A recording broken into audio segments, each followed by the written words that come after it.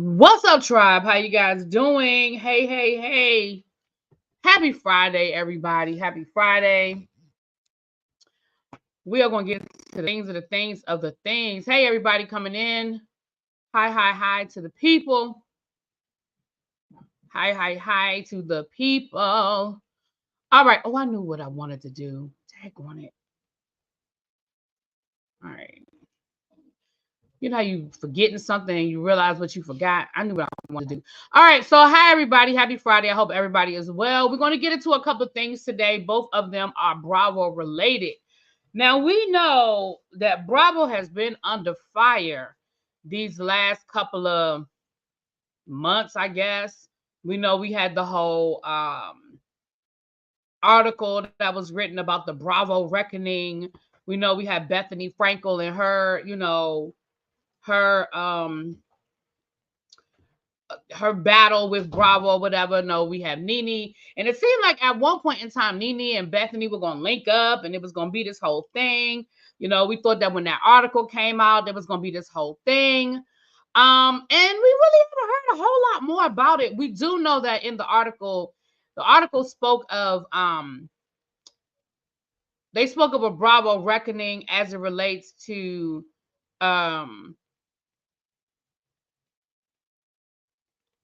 in the article, they spoke to something that we're going to talk about in the second story we're going to cover, which is the Carolyn Manzo story.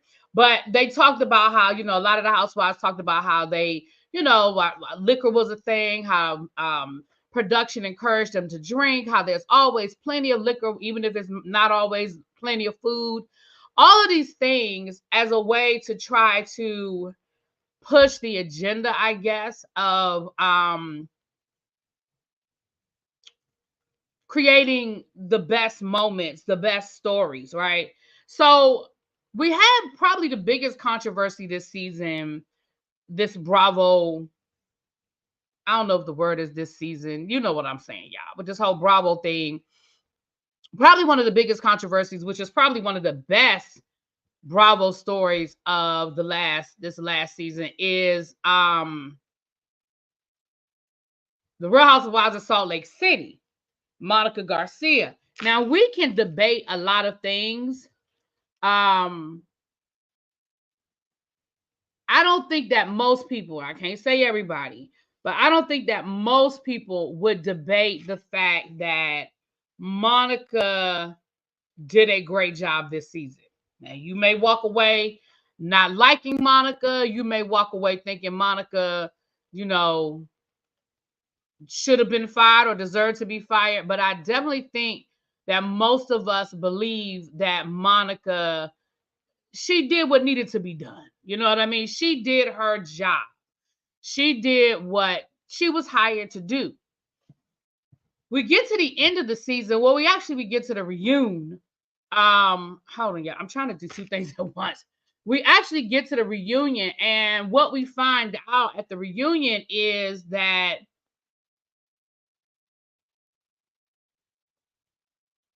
I don't know why I can always find what I'm not looking for. Oh, is this it right here? Yep, that's it right there. Boom. Okay. So, at the reunion, we found out that Monica accused production of knowing about who she really was. Now, for those of you who don't know what I'm talking about, on the Real Housewives of Salt Lake City, we know that there was a whole thing where there was a, reality Von Teese. Monica was one of, because like I said, I've told y'all before, and I'm going to keep saying, I do not believe that Monica was the only person. I believe when Monica says it was a group of them that got together. So Monica was one of the reality Von Teese people. I'm here, Cajun. I'm here. I was distracted because I was trying to do something, but I'm here now. We here. The reality Von Teese, right? And so with that being said,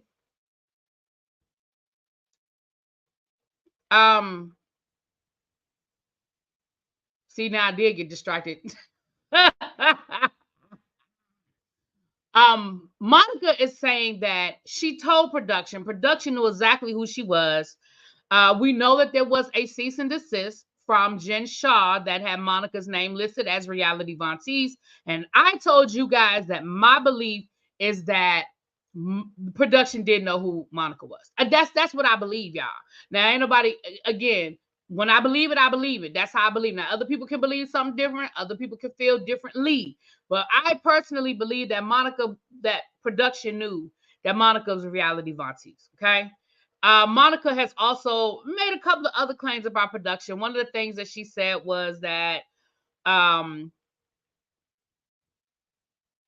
that production told her to lie about being in Meredith's store for the first time. So again, if you believe one lie, you kind of have to believe the other one. If you believe one, you kind of have to believe them both. Because what I mean by that is, if Monica wasn't reality Vantes, if Monica had, why would they want her to lie about being in Meredith's store? To me, that's a stupid lie. Because I didn't understand why she would lie. It was so easy to prove. Like, now that, I just don't understand why they would tell her to lie when it was so easy to prove. They literally showed video last season of Monica in the store. Now, I get it. Her hair was blonde then. I get it. She had on a mask, so all we saw were her eyes. But at the end of the day, we literally saw her in the store.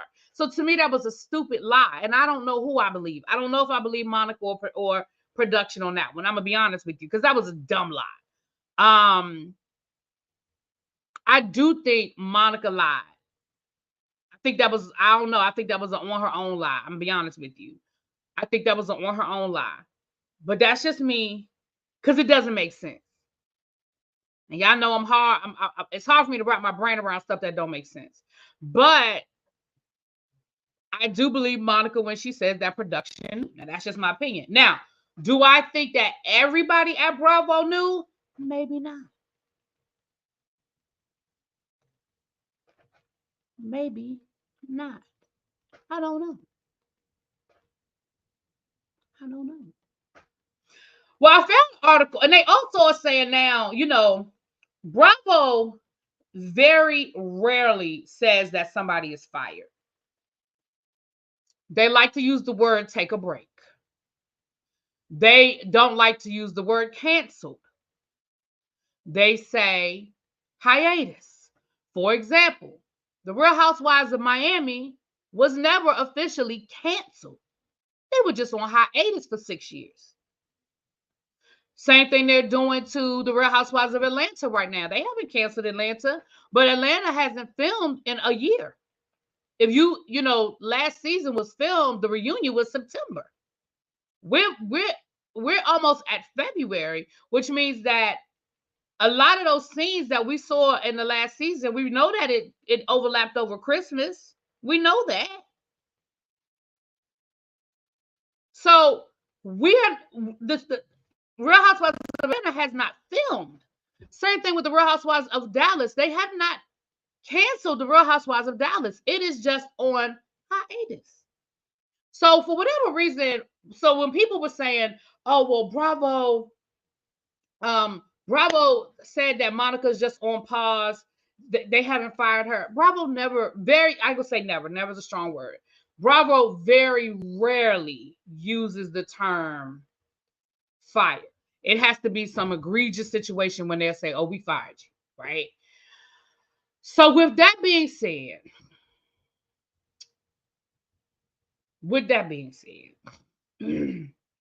they said they haven't canceled Southern Charm New Orleans, but they haven't gotten it right. But it's been about 5 years since we've seen Southern Charm New Orleans, right? They don't do it. So when people say, oh, Monica wasn't fired, she was just put on pause, child, that's their lie.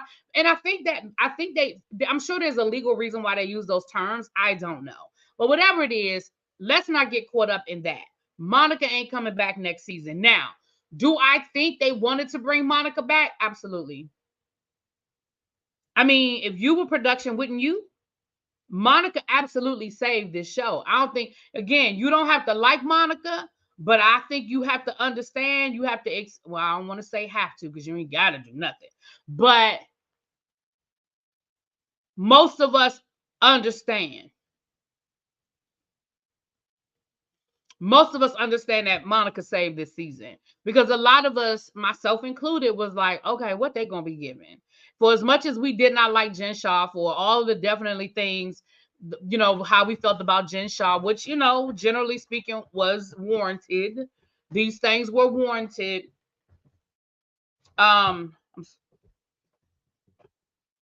She definitely brought the spark, and Mary Cosby brought the comedy and brought a little of that quirkiness. So, when we didn't know we were going to get Mary back part-time, and we knew we weren't getting Jen back, it was kind of like, do we really have to listen to a whole season of Whitney whining and Lisa looking in the mirror and Meredith, dragging out her words, and Heather flirting with all the black men? Like, is that what we're going to look at for a whole 15 episodes? Because I wasn't looking forward to it. Okay.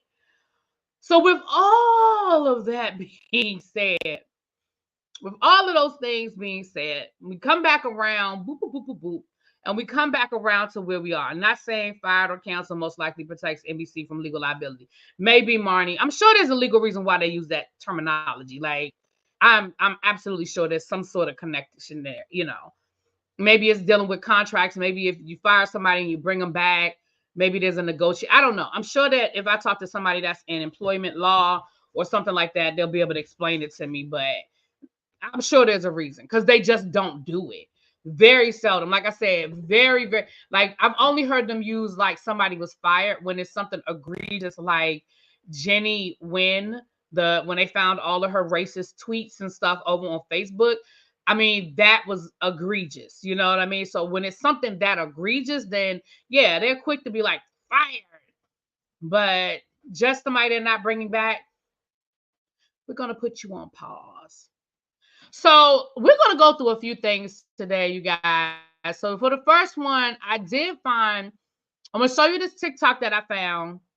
And then, right, Kelly Dodd, right.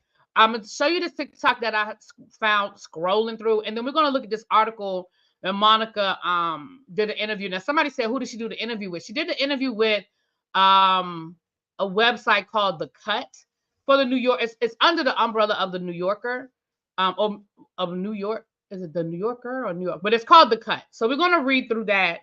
It's not that extensive, but, we're going to read through that. But let's look at this. Oh, shoot. What did I do?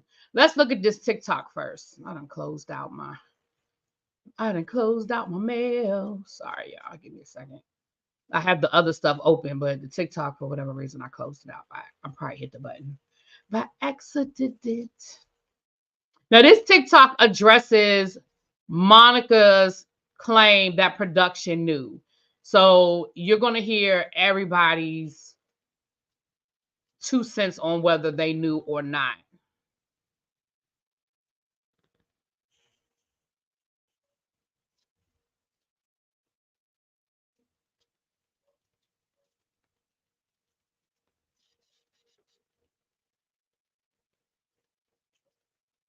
Sorry about that. When I worked at PBS, if a person got fired, it was said the person left to pursue creative endeavors. Child, yes. Thank you, Citizen Jane. She said, I hope you feel better. I just don't know what's going on. I can't say feeling better, feeling worse, child. I just don't know. What did I say? Justice for who? What did I say just now? Let me add this video clip. Not justice for oh Lord. You just missed my whole introduction, Busy. You missed my whole introduction. What's up, Patches? Hey, boo. Ain't nobody doing this with you. Busy. All right. Okay. Let's look at this. Hold on.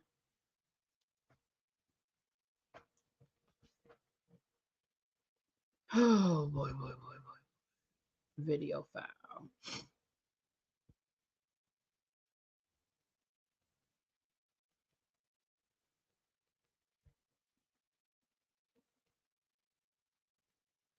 Okay, there we go. Make sure I got the right one. All right.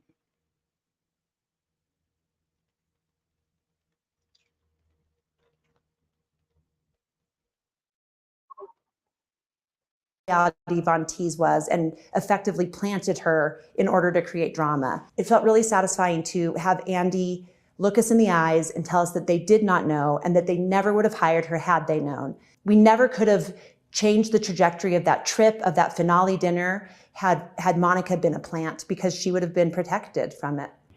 No one knew this at Honestly, did Bravo know? No. She's saying that production knew. I had a reaction to Monica saying to me that production knew. The first time I interviewed, I talked about it in my home with production. That this was their plan. You told them in casting? Yeah, the first time. If you said, I run a burner account, we wouldn't have cast you. Okay. We obviously knew that she had worked for Jen Shah, that she had turned on Jen Shah, and we obviously thought that that was interesting and noteworthy. If we would have known about Reality Von Tease, we would have planted seeds earlier on in the episode so that it would have paid off and made much more sense when you found out who and what it was. So Lori called me. Now, this is one of the producers. Remember, the Real Housewives shows they don't have the same production company. They're independent production companies that contract with Bravo to do these shows. So this is one of the producers. Notice she didn't say they would not have hired her.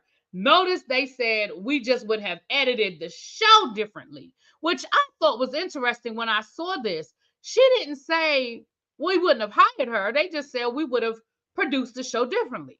Interesting. And she's like, hey, there's this, big thing that Heather has uncovered.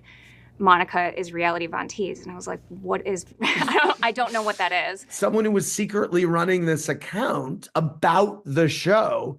It's the ultimate fourth wall break, isn't it? Our big concern was that, is this going to matter for viewers? Like, it's great in hindsight, right? It was an amazing finale, but we did not know that as it was even uncovered. Like, we didn't know that this was going to even matter to the women in the way that it did. Yeah. The notion that we always knew is it's very Monday morning quarter.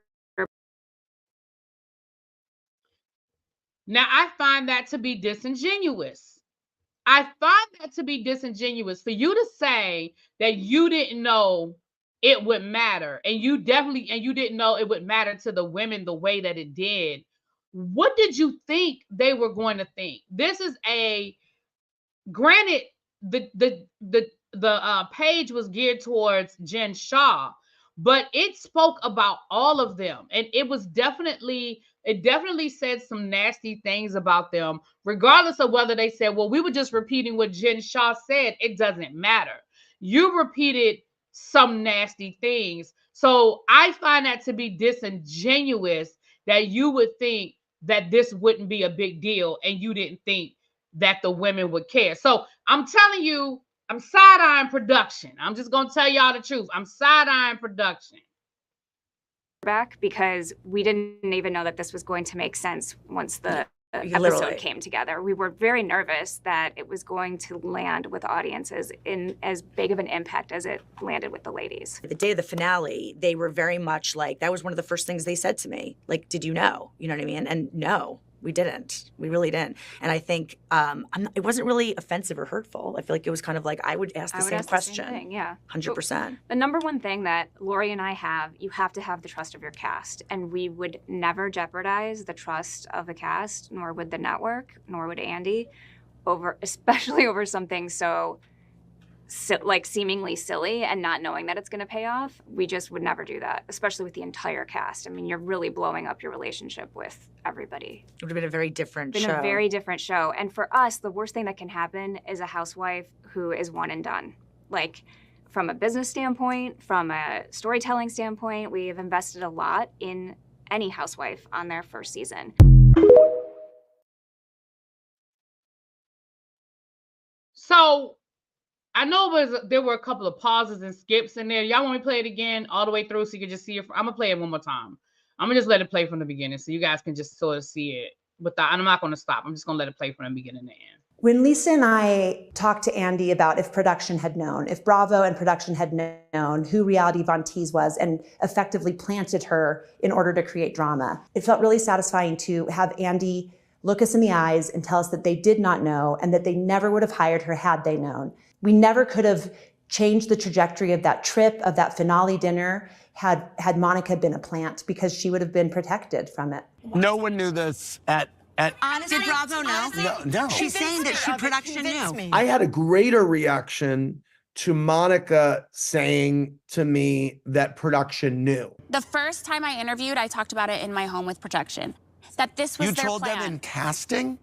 Yeah, the first time. If you said, I run a And it doesn't burner matter, account, we wouldn't have cast you. Okay. We obviously knew that she had worked for Jen Shah, that she had turned on Jen Shah, and we obviously thought that that was interesting and noteworthy. If we would have known about Reality Von Teese, we would have planted seeds earlier on in the episode so that it would have paid off and made much more sense when you found out who and what it was. So Lori called me and she's like, hey, there's this, big thing that Heather has uncovered. Monica is Reality Von Teese. And I was like, what is, I don't know what that is. Someone who was secretly running this account about the show. It's the ultimate fourth wall break. Our big concern was that, is this going to matter for viewers? Like, it's great in hindsight, right? It was an amazing finale. But we did not know that as it was even uncovered. Like, we didn't know that this was going to even matter to the women in the way that it did. Yeah. The notion that we always knew is it's very Monday morning quarterback, because we didn't even know that this was going to make sense once the episode came together. We were very nervous that it was going to land with audiences in as big of an impact as it landed with the ladies. The day of the finale, they were very much like, that was one of the first things they said to me. Like, did you know? You know what I mean? And no. We didn't. We really didn't. And I think it wasn't really offensive or hurtful. I feel like it was kind of like I would ask the same question. Same thing, yeah. 100%. The number one thing that Lori and I have, you have to have the trust of your cast. And we would never jeopardize the trust of the cast, nor would the network, nor would Andy, especially over something so seemingly silly and not knowing that it's going to pay off. We just would never do that, especially with the entire cast. I mean, you're really blowing up your relationship with everybody. It would have been a very different show. Been a very different show. And for us, the worst thing that can happen is a housewife who is one and done. Like, from a business standpoint, from a storytelling standpoint, we have invested a lot in any housewife on their first season. Okay, so I was reading the chat while it was playing the second time. So let me just address a couple of things. And this is just my point of view. There's a difference. Kay just said, what's the big deal? Candy does speak on it. We find out the information anyway, so why does it matter? So here's a couple of things, and this is my opinion about it. There's a difference between a Dr. Heavenly or Candy that goes onto their platform, speaks on what we saw on the show, and maybe give a little tea and give an opinion. People don't like what Dr. Heavenly has to say because Dr. Heavenly is very opinionated, and Dr. Heavenly, her mouth is real lethal. People don't like what Candy has to say because Candy uses her platform to defend herself, to clear things up, yada, yada, yada. Number one, they are not allowed to review the show before it airs. So the show has to air, and then they can speak on what we see. Number two, we know who they are. The problem with Monica, in my opinion, is that this was a troll account that put out a lot of rumors and fake information about the ladies, or unfounded, because I can't say it's all fake, but unfounded information about the ladies. And it pushed forward a lot of rumors, and it trolled them online. Now, I saw somebody else say, well, hey, other housewives feed the blogs, and other housewives have done it. And that is absolutely true. We know that other housewives have fed the blogs.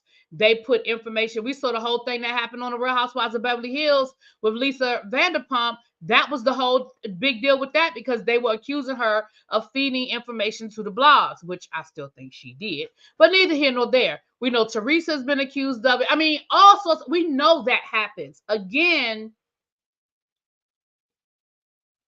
those people that are running those blogs, they weren't hired to be a housewife under false pretenses. You see what I'm saying? So again, the big deal for me, and I think if I were Heather or Lisa, or I should say that if I was one of them, if I were on the show, the big deal for me would be you didn't let the hen you didn't let the coyote in the hen house. You see what I'm saying? This is a woman that has been spreading false information or allegedly false information. And now she's sitting at the table with me so she can get even more information and send it out. Monica was stalking these women, driving past their houses. You see what I'm saying? So I think that's where the difference is. Now, I know for some people, they might not see it as a difference. And I respect that. I respect that opinion. But for me, that's where I see the difference is.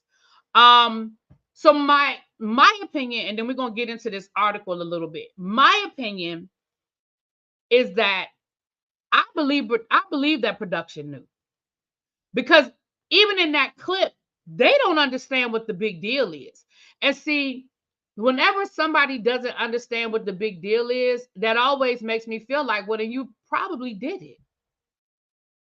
Because they sound like they don't understand what the problem is. And even that part at the end where she was like, the fox in the hen house. Okay, I said coyote. Fox, thank you, Fisher. I said the fox. I mean the coyote. But when she says, well, we invest in housewives and the worst thing we can have is a one and done housewife. You're right. The worst you can have is a one and done housewife. But you didn't think Monica was going to be one and done. Number one, you didn't think it was going to come out. They found out about it. Nobody told them. That wasn't part of a storyline. So you didn't think it was going to come out, number one. Number two, you didn't think it was going to cost Monica her job.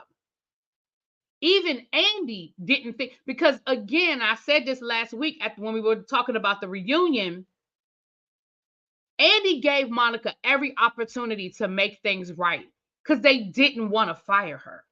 They knew what they had in Monica. They knew that Monica was good for the show, Monica was good for ratings, and that Monica was a star.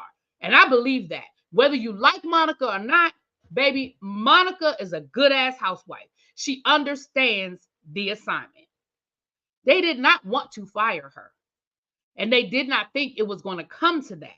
They did not anticipate that those women were going to rally that way and that they were going to straight up come at Monica and they were going to ask Monica to be banished. They didn't expect that. And you can tell they didn't expect it in that clip when they were like, I mean, we didn't think it was going to be this big of a deal. We didn't think that the women would be this upset. So that sounds to me like you knew, you weighed the pros and cons and you thought it would be great TV and it wouldn't be an issue. That's what I think. That's what I think. So again, to me, there's a difference between what Monica did and what some of these housewives do. But that's my opinion. I mean, do. But that's just my opinion. Okay. So there's that. Her doing all of that helps them, but now they're acting flabbergasted by it. But I disagree. Here's the thing. Promoting the show, sure.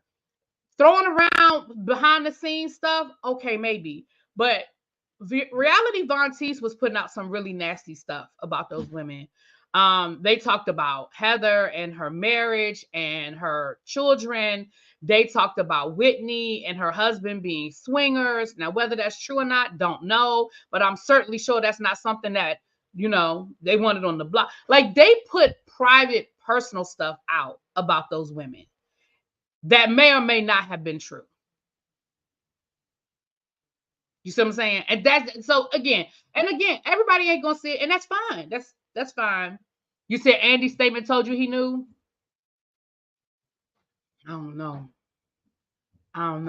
But and let's be clear, if we look at the history of the Real Housewives of Salt Lake City, this production company doesn't give me faith that they really do vet these people a whole lot. I mean, look at some of the women they've had on the show. We got Mary Cosby, who married her granddaddy. We have Angie, not Angie K, but the other Angie.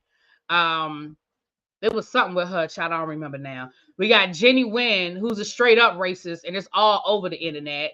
And it wasn't hard to find. Like, it was literally, you put her name in and you go to her Facebook page and it was right there. People didn't have to do no deep research.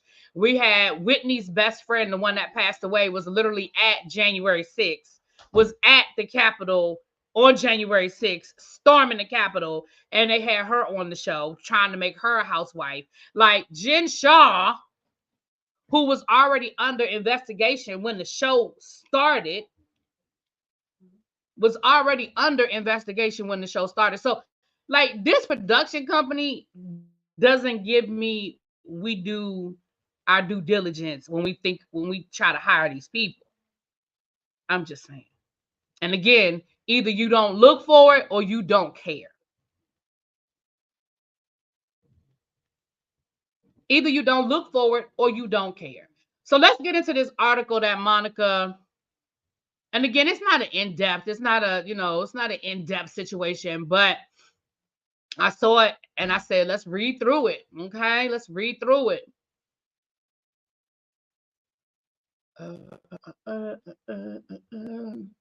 Share the screen, share the screen. Xavier said, I told you they weren't confident. Kay just said, I agree with you, but I just think it's the same thing as what Giselle did to Chris, Portia, and Phaedra versus Candy, and the list goes on. Yeah, but the difference is in the Portia, and the difference is in the Giselle versus Chris, the cast didn't rally. Because I agree, but the cast didn't rally and say Giselle needs to go because that was a bridge too far. And then the Portia, Phaedra, Candy, Phaedra got fired. Like, Phaedra got fired. So, I mean, there was a consequence. All right, let's look at this article. Okay. So it's from The Cut. Oh, just say the story is only free for a limited time. So, child, let's hurry up and read it, honey. Let's hurry up and read it, honey, before they block it, child. Before they block it. Okay. The Real Housewives, Monica Garcia, set the Bravoverse on fire. And again, like I told you guys before, expect to see Monica again. Monica Garcia will be back on reality TV. She's going to be on some sort of competition show. She's going to be on Big Brother or The Amazing Race or something like that. She might be on The Bachelor. We will see Monica Garcia again. She might be on the next season of Ultimate Girls Trip. Monica will be back. Anyway. She sparked some of Housewives' most hyped drama. Did her star burn too bright, too fast? Okay, I am not going to read through all of this, but this basically is giving you the background on the show and who Monica is. I'm going to read through some of it, but I'm not reading this word for word, okay? It's about 4 paragraphs. What makes someone a villain? It's a question that permeates most of Bravo's reality shows, where conflict and resolution is a gladiatorial contest. See, they be trying to use these big words, chat. Real Housewives of Salt Lake City newbie and one-hit wonder Monica Garcia was dramatically revealed. Receipts, proof, timelines, screenshots, fucking everything to be involved in reality Von Teese, an anonymous gossip Instagram account. Garcia has claimed as a way to publicly shame former cast member Jen Shaw for mistreating her staff in 2021 and began posting leaked footage of Shaw, who we saw that footage of her yelling at the guy that made her dress, but it soon expanded, spreading malicious gossip about Garcia's current co-stars. Okay. When Garcia and I talked hours before the third and final part of the reunion aired on Bravo, she told me she always knew her involvement would come out. But for the rest of us, the big reveal was jaw-dropping reality TV. All right. At the start of the season, Shaw's shadow loomed over the Real Housewives of Salt Lake City. Garcia was introduced as a witness for the FBI's case against her. At first, she seemed like an open book. She spoke about the affair she had with her brother-in-law. She spoke about getting excommunicated from the Mormon church, her struggles of being a single mom. In the midst of that divorce, she seemed like an endearing, plucky underdog, someone who had little to lose, who was going to shake things up and use the show to build a better life for herself. All right. Garcia became tearful about her anxieties when hanging out with the wealthy group of ladies, buying we remember that episode where she bought the Louis Vuitton bag to try to fit in with the ladies' child. Fans also watched Garcia's fractious relationship with her mother. Garcia recalled being okay. Then they go into her story. Try to read through this whole story about her mother, her and her mother. Watching the show, there is a constant conflict between Garcia's two most dominant sides. There is the vulnerable Monica, who seems endearing and a little fragile, and then there's angry Monica, who in the heat of the moment can say some truly horrible things to people. But Bermuda introduced us to a third character, a Monica who has kept secrets, schemed, and snatched her opening credit snowflake under false pretenses. A version of her, in the eyes of her co-stars at least, is a villain who can't be trusted. Monica has leaned into her villain role with the varying intensity on social media. She said that she couldn't wait for fans to watch the finale, in which her online alter ego was unmasked. She also bragged about how she infiltrated a group of elitists. But during our conversation and at the reunion, she has seemed less comfortable with it, often making the case that lies her castmates have told, like Heather Gay finally admitting to lying about Jen Shah giving her the black eye, are much worse. The reunion might not have delivered the reconciliation fans hoped for, but it was perhaps a reminder of how the line between villain and victim can be. Okay.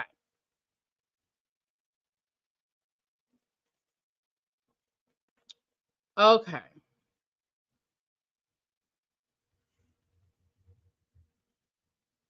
Read between the lines of a Variety interview with the show's bosses, it seems like the door is being left open to Garcia, a possible pause rather than an outright firing.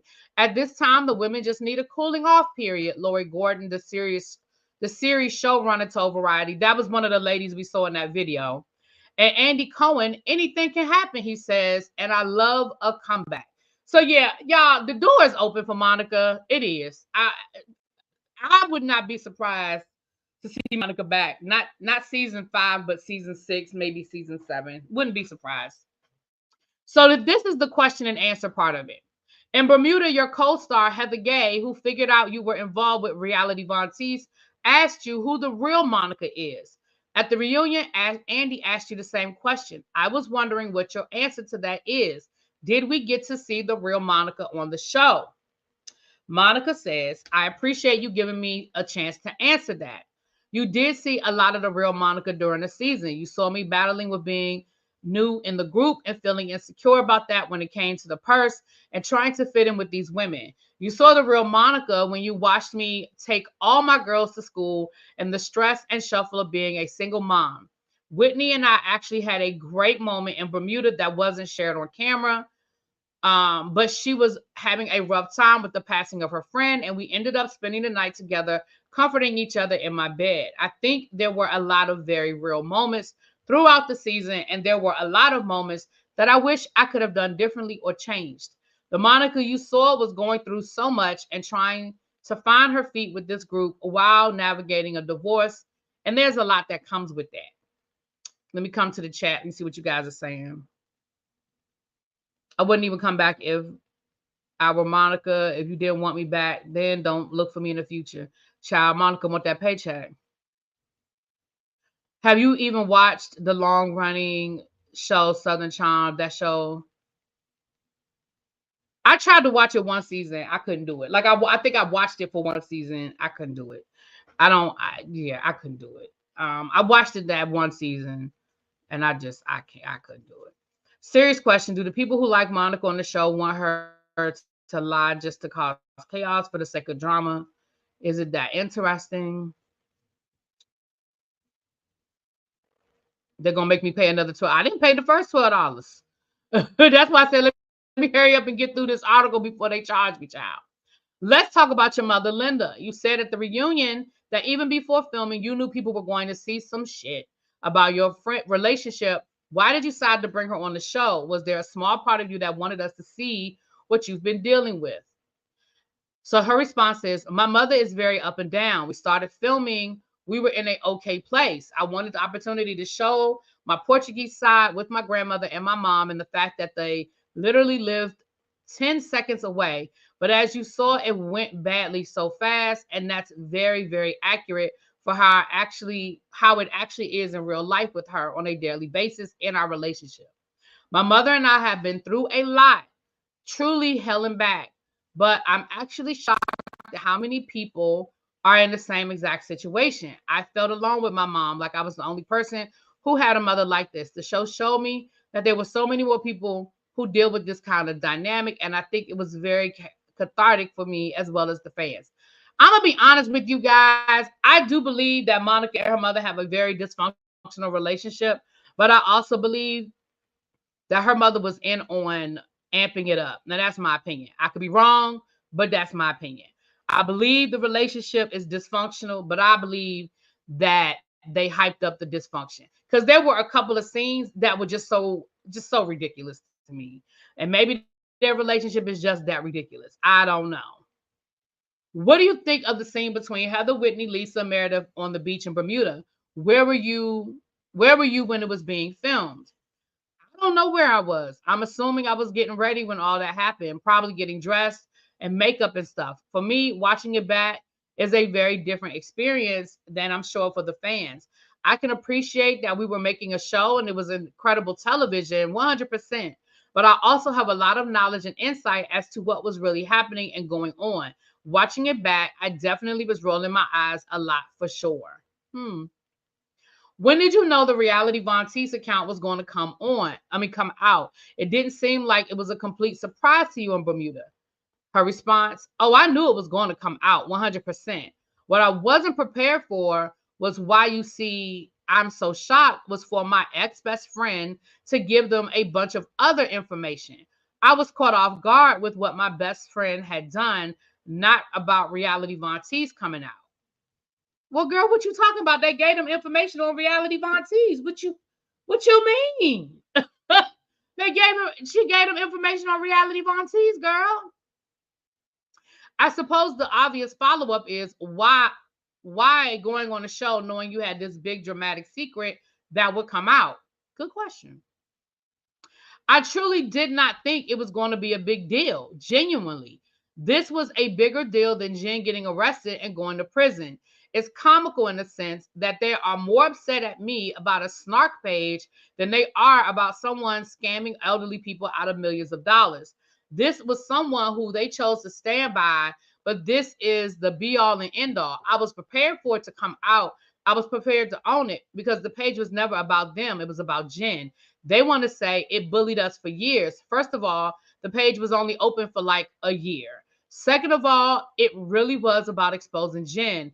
Lisa Barlow's hot mic rant was worse than anything we ever said on Von Teese. And here's the reason why Monica isn't coming back next season.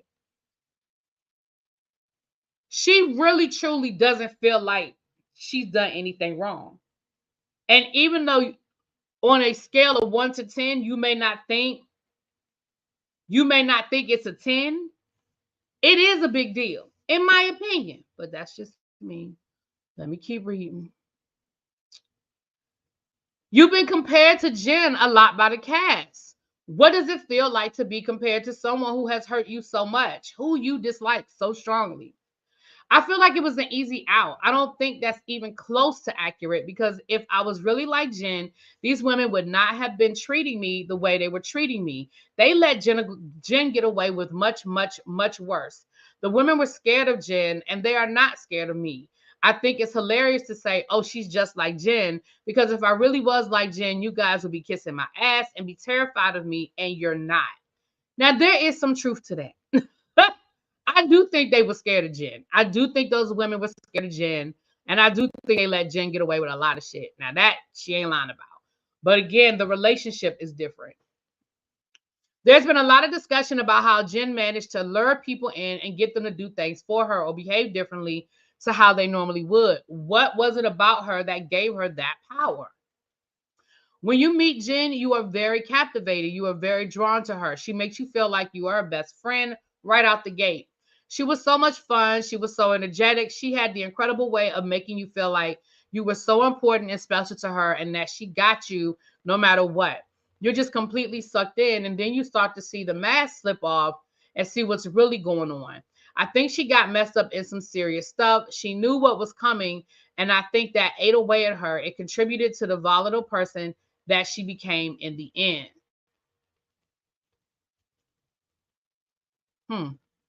Interesting.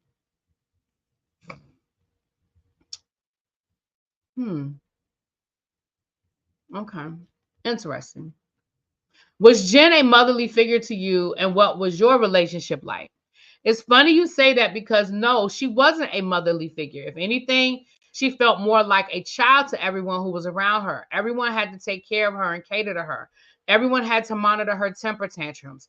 But reflecting back on the entire relationship, she was a lot like my mom, if it makes sense. It's kind of interesting to have that dynamic where no, I don't feel like she was a mother figure, but she was like my mother.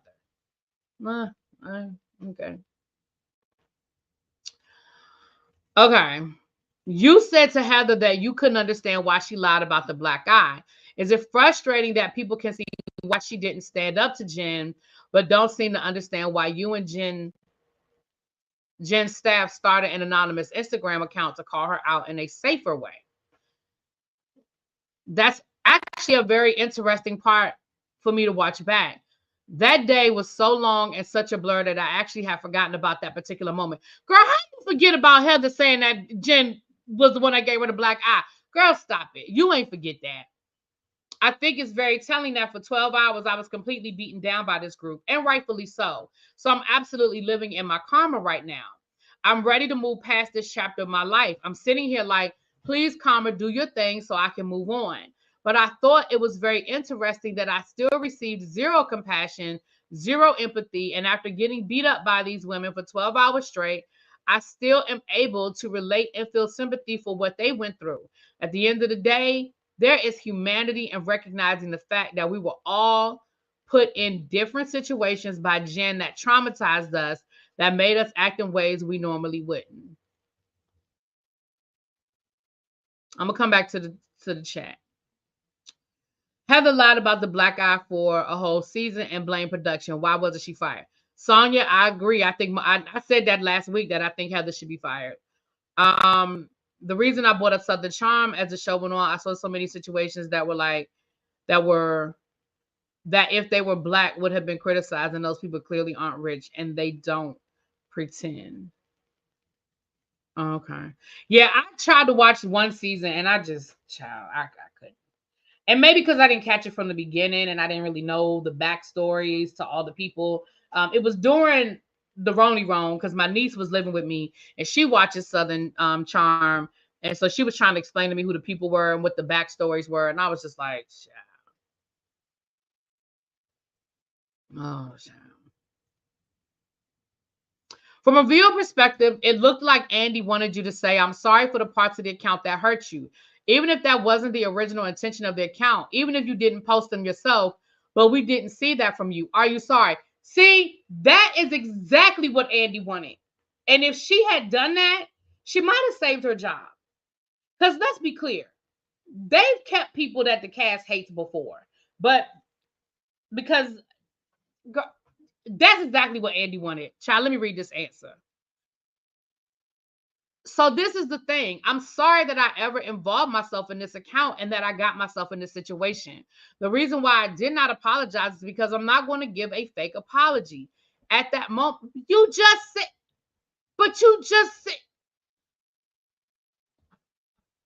I did not have it in me to apologize because the women were relentless. I felt they still weren't willing to hear me. But you just said that you are sorry that you got yourself in that situation, girl. You could have just said that. You could have just said that. Even down to the black eye, they said I lied for months. But really, I was just getting to know them. I didn't have existing relationships with them. But Heather lied to their faces, lied to production, lied to investigators, lied to producers, lied to Andy, lied to the fans for over a year. Now, she right about that. She has existing relationships with these people, and I am being completely massacred. You want me to apologize in that moment? I couldn't do that. I didn't have it in me to give a half-ass apology because it's what people wanted to hear. Yes, it's what people wanted to hear. Because it will make me look better in the moment. I want to get to a place where I can actually sit down and have a civil conversation about this and give a genuine apology. But at the reunion, on the stage, in the situation I was in, it would not have been a real apology. So why even say it? Girl, your own words is explaining everything. You said that Heather already had a relationship with these people. That is the reason why they gave Jen grace, because they already had relationships with Jen. That doesn't make it okay, but that is the reason. If I've known you for 5 or 6 years and some shit happens and you tell me I didn't do it, I'm innocent, of course I'm gonna give you more grace than I'm gonna give somebody off the street that I don't even know like that. Of course I'm gonna give you more grace. And that's the situation, Monica. They don't know you, girl. They didn't know nothing about you. The only thing they knew about you was that you used to work for Jen Shah, which was probably another reason why they halfway didn't trust you, because you used to work for Jen Shah. So now you're saying the exact same thing. Well, they let Heather get away with it because Heather had relationships with them. Exactly. And then you say, well, I was sorry, but I'm not going to say I was sorry because that's what they wanted me to say. Now you said that Jim was sounding like a juvenile. That sounds juvenile. You're not going to apologize because they want you to apologize? Girl.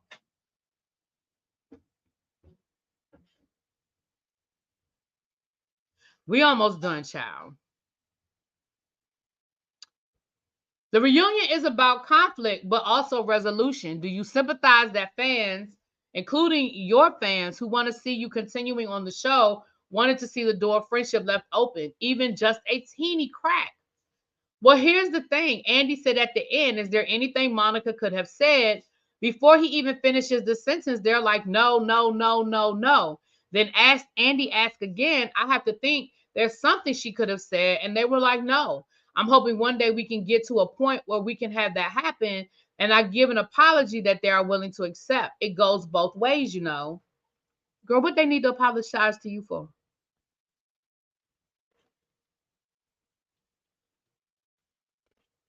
Speaking of Andy, he looked pretty unhappy when you claimed that the show's ratings were bad and it was about to be canceled before you joined. How did you feel about Bravo's bringing up your casting email? Would you take that comment back if you could do it over? You know what? I was actually really sad they allowed that email. They showed that email because that wasn't the email. That was literally 3 sentences of me just asking what I needed to do. You can't apply with 3 sentences. I had to write an entire biography. I had to show several photos. I had to talk about my children, their ages, why I thought I would be good on the show, and what I would bring to the show. I mean, that wasn't the email that was in question. So that was frustrating. But that's not what you said, ma'am. You said you reached out to production and that's what you said to them. You didn't say, when I applied, that is what I said. You said, I found out that I reached out to production and I said, your show sucks, your rating sucks, and you need me. That's what you said. So they showed the email that you originally sent them because you said that is what you said to them originally. You didn't say during the application process, I said ... You said I reached out to them and told them your show sucks, you need me. That's what you said. And I mean, I don't think we're splitting the apples and oranges, but if you said, well, they sent the wrong email, but they sent the email that you said you sent. I don't think we're splitting apples and oranges here. Okay.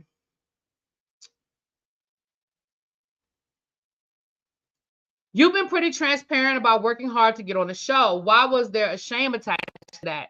Even you dragged Angie for it in the first part of the reunion. Why is it shameful to want to be a real housewife? That is such a good question. I wish you would stop answering every question with, that's such a good question. I'm glad you asked me. I wish you would come up with something else to say. But anyway, that is such a good question. Even Dorinda Medley just recently did an interview where it's like, what's wrong with that? What's wrong with wanting to be on a show? Heather has admitted several times that she had been a huge housewife fan for years. All of them on there are.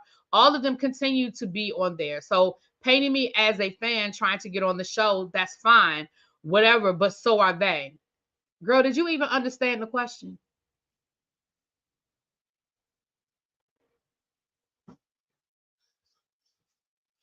The question said, you've been pretty transparent about working hard to get on the show. Why is there shame attached to it?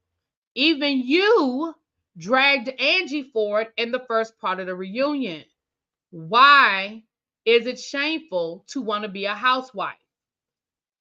Girl, he asked you, why did you use it as an insult?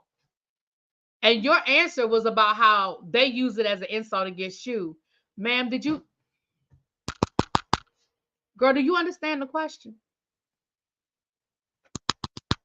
Do you understand the question?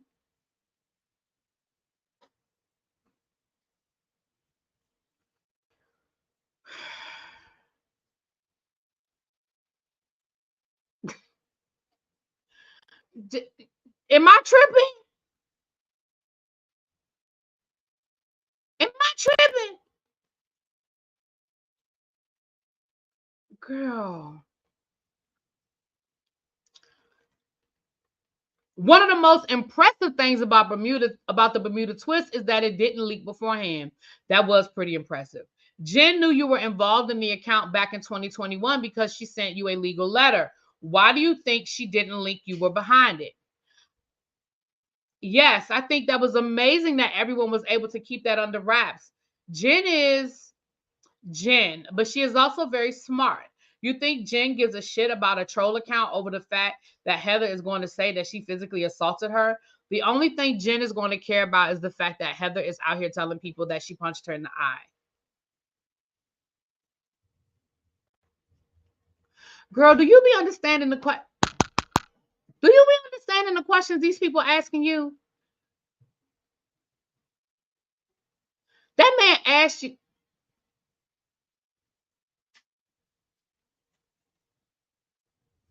Okay.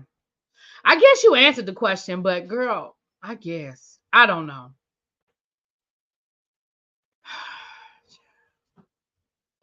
We almost done, child. Hold on. How much more we got? Because I can't with her. We almost done. Because, child. Ooh. Do you think Housewives stars are much more involved with these types of fan accounts than they let on? Maybe they're not running them, but feeding them information or interacting with them. Look, here's the thing. At the end of the day, I didn't do anything that other people don't do. Girl, you did. People have burner accounts, housewives, Bravo celebrities, whoever, or they have troll accounts where they're feeding information to blogs and trying to push a narrative.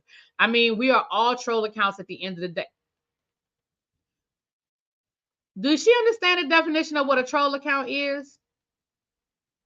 People go online and stalk their exes or their best friends. Let me find this guy. What's his name? Anyone with fingers and a mouse has been a troll at one point in time or another. So to make it seem like I'm just this crazy, insane, one-of-a-kind person is absolutely ridiculous because I haven't done anything that other people in this world have not done.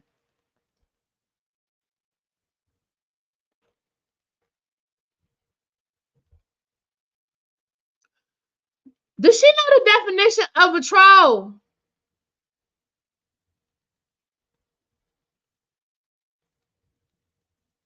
Girl.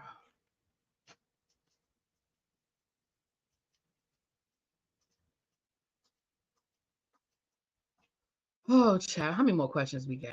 I don't like that question. Stupid. I guess we read it, Chad. Okay. We almost done, y'all. And then we're going to get to Carolyn Manzo's lawsuit.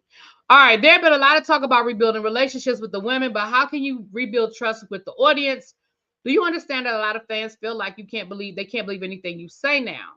I think that will come with the realization that I'm not the only person in this franchise to lie, to deflect, to deceive. I'm far from that. I'm one, yes, but I'm not the only one. If they can find grace and forgiveness for others and give them another chance, I think that should be awarded to everyone, but it will take time. Why did you lie about visiting Meredith's store before? It seemed like such a shady thing to lie about. Okay, I said this at the reunion, but it didn't get aired. When I pulled up to Meredith's shop, production came to me. They said, okay, we're going to play this like you've never been here before. And I said, well, I've been here before. I've been here with Jen. And they were like, it doesn't matter. That's not how we're going to play it. We're going to play it like it's your first time here. They did not air that it's the honest freaking truth. I'll sit here and I'll take it, and people call me a liar, and that's what happened. Now, I do believe her on that one, and I'm just going to tell y'all the truth. I believe her on that one. Your castmates have said this is the best season of Real Housewives of Salt Lake City ever. Why do you think they struggle to give you any credit for that, child? We already know they don't want to credit her.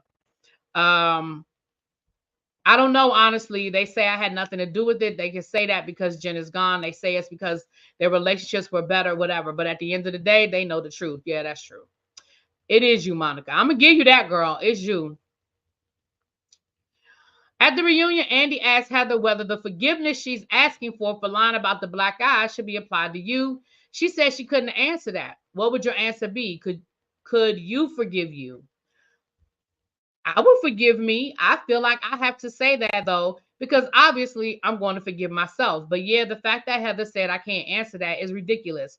Heather literally was blaming a very serious allegation. Child, we already talked about that. I guess my response to that would be those women all apologized. Heather did say sorry for the black eye a lot at the reunion. It felt like that was your moment to do the same. Look, here's the thing. People are going to see it one way and I'm going to see it the other way. The reality that I'm doing right now is, yes, I would like to apologize, but I don't want to give an apology when it's not ready to be received. It was very easy for Heather to apologize. She had people going over to the couch and hugging her. Why wouldn't you be able to apologize in that situation? She was in a safe space to apologize where she was being heard and it was being received. If I were to have tried to apologize, it wouldn't have been accepted that way. I say try.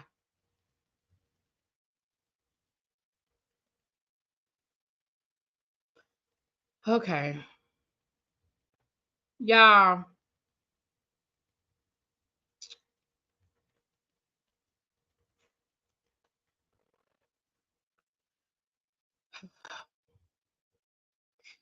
Let me read a couple of comments. Andre said, I think she's just laser focused on getting out what she wants. She's not listening to the questions. Right. She just wants to say certain things. Now, not slow, a narcissist, a liar, but they make good TV. She will continue to behave this way, and people argue about whether they love or hate her. Everyone will just watch her lie. So here's the thing right here. And then I'm done with it after this. I'm done. Busy, you still here? I thought you would have clicked off by now. Ebby said, I'm confused. We mad that she had an online burn book and got caught. Well, I've already explained that it's more than that, but if you don't see it that way, you know, it is what it is. Here's what I'm going to say.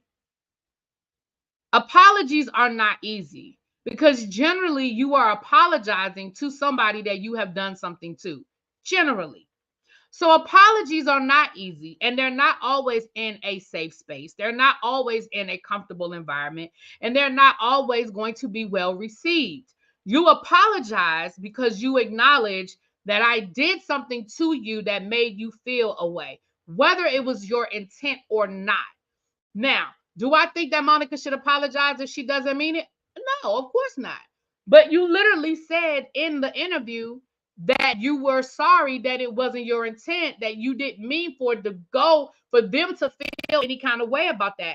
You also said at the reunion that you didn't, that it was never about them, it was only about Jen. And that's why you don't understand why they're upset.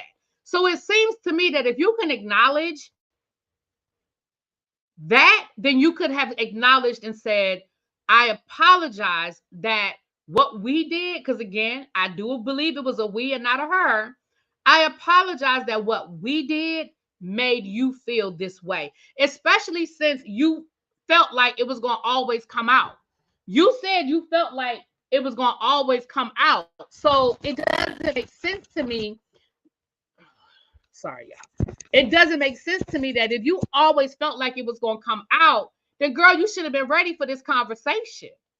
And a lot of times we do things with quote unquote the right intention, and it's not received that way. I mean, I've had to do it before. I mean, I think we all can say that we've had to apologize for something that we didn't mean for it to make the person feel the way they felt, but they did.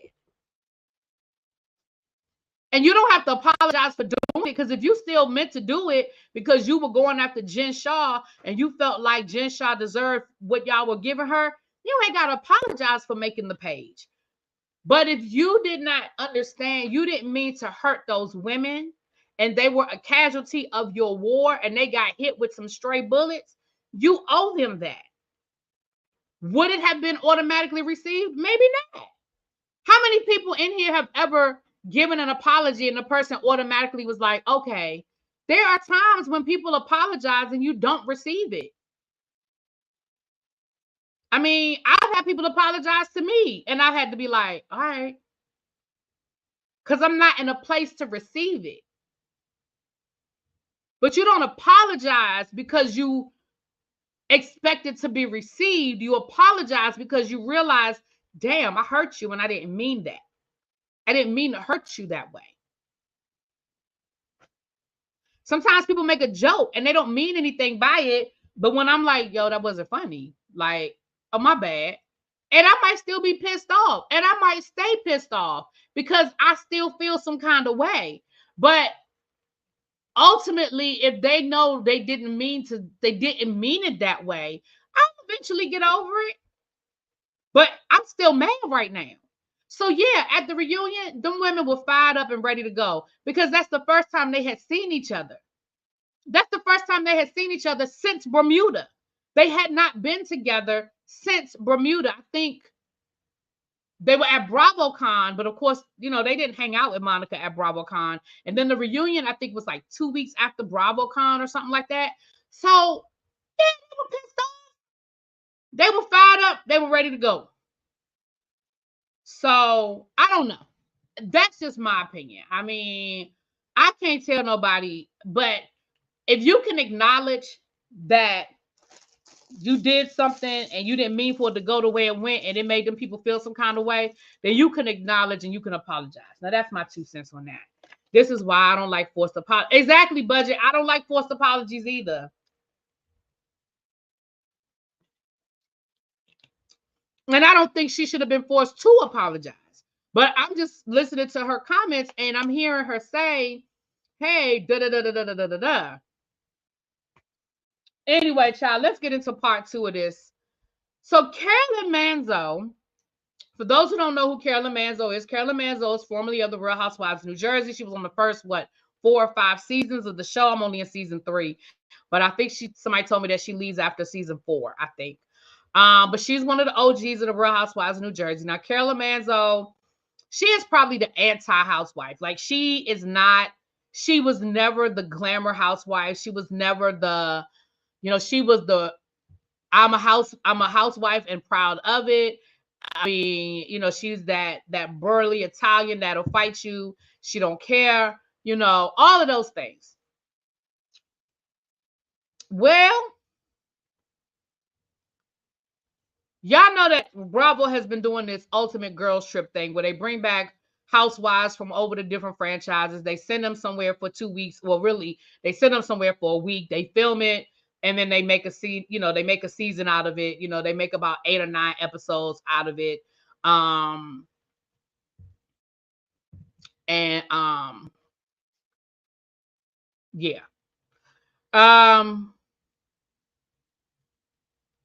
That's why I don't like, oh, I'm looking at you, Giselle, demanding folks apologize. Right. Caroline is mean. I like Carolyn. I like her.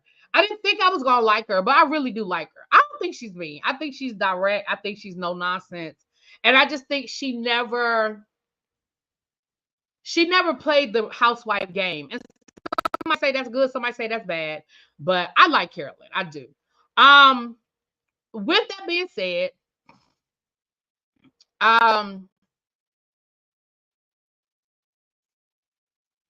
there was the Ultimate Girls Trip last year. I think they filmed it, not even last year. I think in 2022, they filmed it.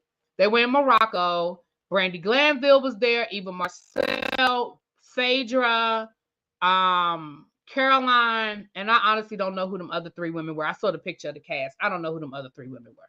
They're probably from the Orange County or New York because I don't recognize them. They from franchises I don't watch. But they went to Morocco. Like the night before they were done filming, Carolyn Manzo flew home. Brandy was sent home. And the rumor has always been that there was some sort of inappropriate contact between Brandy and Caroline. Carolyn accused Brandy of, sexually harassing her, touching her inappropriately, touching her without consent. And there has always been a black cloud over that season. That season has still not come out. They said it might never come out because of potential lawsuits. Well, today is the day. The potential turned into a lawsuit. And once again, shout out to Tracy for getting a copy of this lawsuit, honey. Shout out to Tracy for getting the lawsuit. Okay. I don't know what I would do without Tracy, you guys. And that's real talk. Okay. So let's pull it up and we're going to read through it. We're going to see exactly what Carolyn is accusing. And what's interesting is that she is not suing Brandy Glanville, who she alleged was the one that violated her. She is suing Peacock, NBC Universal, yada, yada, yada. Let's pull up this lawsuit. Let's pull it up.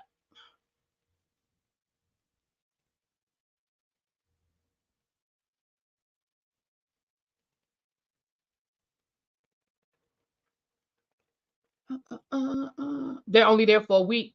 Yeah, they're only there for like a week. They stretch it out though, maybe 7, but they stretch it out, child.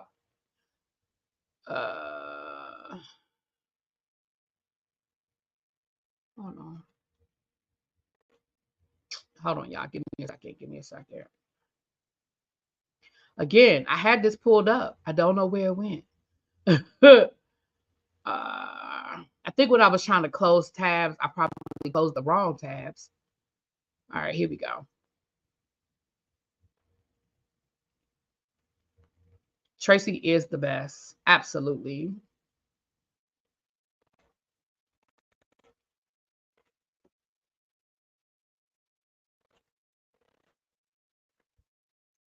All right, so today, Carolyn Manzo actually filed a lawsuit. She filed it today, and we're going to read through what she filed. And now this one is a long one, too. We ain't going to read every word and every sentence, but let's look. Here's who she is filing. Bravo Media, LLC, Forest Productions, Incorporated, Warner Brothers Entertainment, Incorporated, NBC Universal Media, LLC, Shed Media, and Peacock TV, LLC. Child, she's suing every damn body, okay? Carolyn Manzo and against the plaintiff. So here is what Carolyn is saying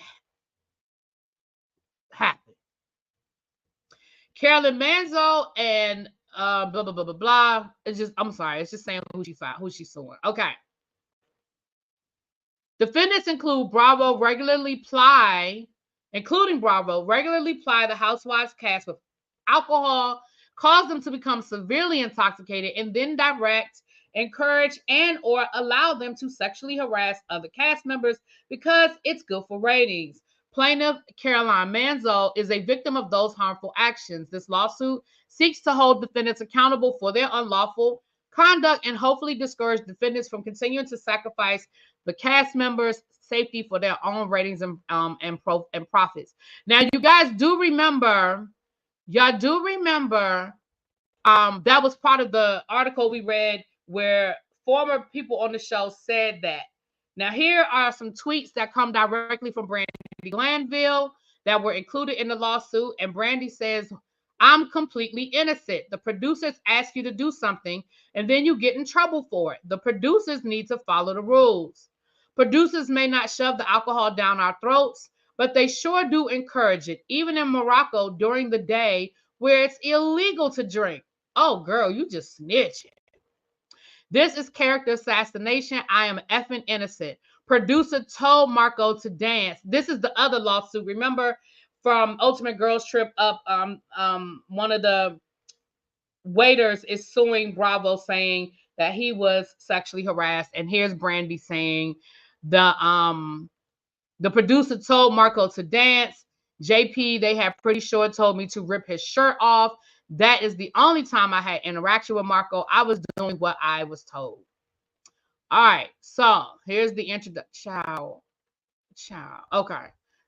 Ooh, hold on. Oh, Lord. Okay. Here's the introduction. Since its inception in the early 90s, reality television has been linked to negative effects on participants' safety, emotional health, and welfare. For example, there have been at least 38 unalivings stemming from actions and inactions by producers and networks of reality television shows. Despite this knowledge, reality television producers and networks care more about their ratings and advertising revenue than they do about the safety of the show's participants. A horrific example. Oh, okay. Okay. Bravo Network. Oh my goodness. They talk about Taylor Armstrong's husband, who unalived himself because, of course, it was exposed on the show that he was abusing his wife. Bravo executives debated whether or not to televise the season and ultimately decided to air it. Bravo's decision and the subsequent viewing statistics have proven that audiences are drawn to real-life drama even in the aftermath of a unaliving. The second season drew in 2.2 million viewers, 42% more viewers than the first season, making it the highest rated Real Housewives series and Bravo's most popular show at that time. The Real Housewives is an American reality show. Okay, I'm about to sit here and read y'all the whole 11 different series. Real Housewives New Jersey, 4th installment. Original cast included the plaintiff. She left the series after its 5th season. Okay, so she left after the 5th season in 2014. Since then, the defendants have produced a spin-off series called The Real Housewives Ultimate Girls Trip, which is filmed in different locations throughout the world. In 2023, defendants hired Ms. Manzo to appear in the 4th season, which took place in Marrakesh, Morocco. One of the other cast members to participate in this series with Ms. Manzo is a woman by the name of Brandy Glanville. Ms. Glanville appeared in the 2nd through 5th season of The Real Housewives of Beverly Hills. Bravo fired Ms. Glanville after their 5th season. However, Ms. Glanville continued to make guest appearances on the show's 6th, 9th, and 10th seasons.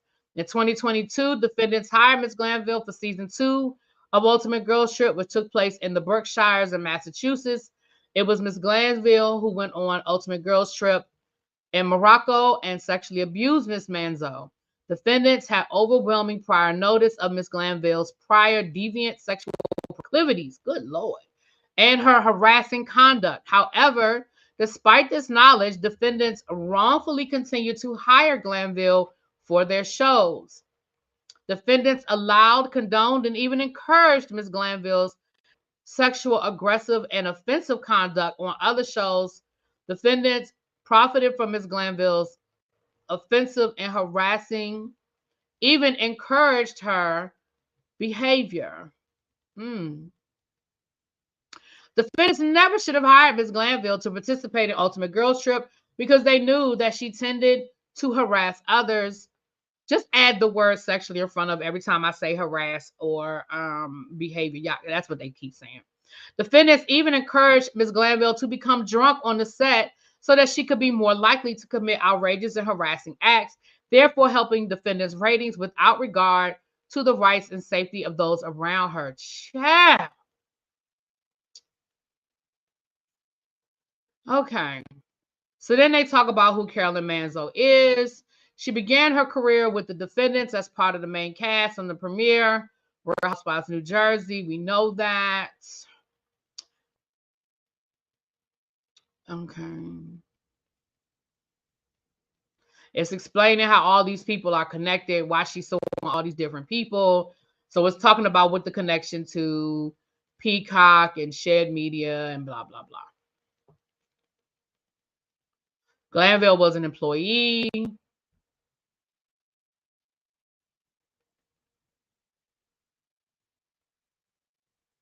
Okay.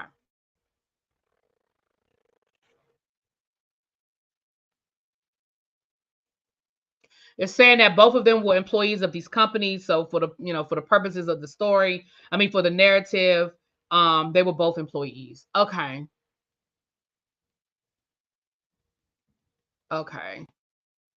I want to get to the actual allegations, y'all. So that's why this is just, y'all know how they got to go through all this, child. The case involves acts of SA and assault committed by Glanville against Manzo, which was caused by and allowed to happen by the defendants. Around December 2022, Manzo signed a contract and agreed with the defendants to return to reality television and appear on Bravo Real Housewives Ultimate Girls Trip Season 4, filming in Morocco. Defendants supposedly required a pre-filming class where sexual harassment training was discussed. Upon information and belief, defendants did not require Glanville to attend this class. They make her go to the class?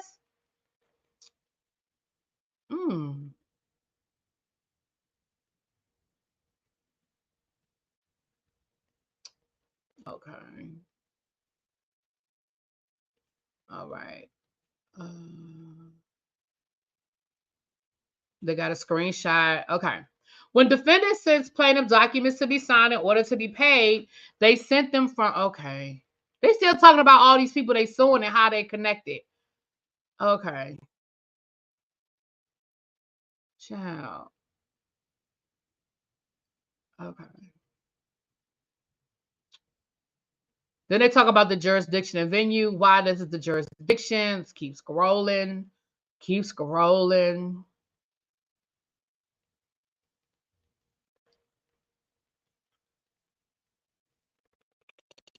Keep scrolling. Okay.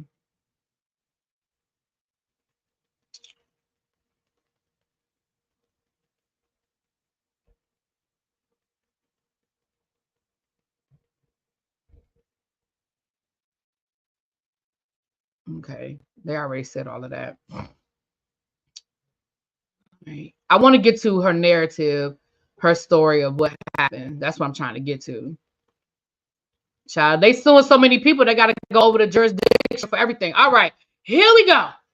A brief chronological list of events and salient facts are as follows. On Sunday, January 22nd of 2023, at approximately 9 a.m., Manzo and several members of the cast and defendant, the Real Housewives Ultimate Girls Trip Season 2, gathered in the lobby of the Four Seasons Hotel in Casablanca, Morocco.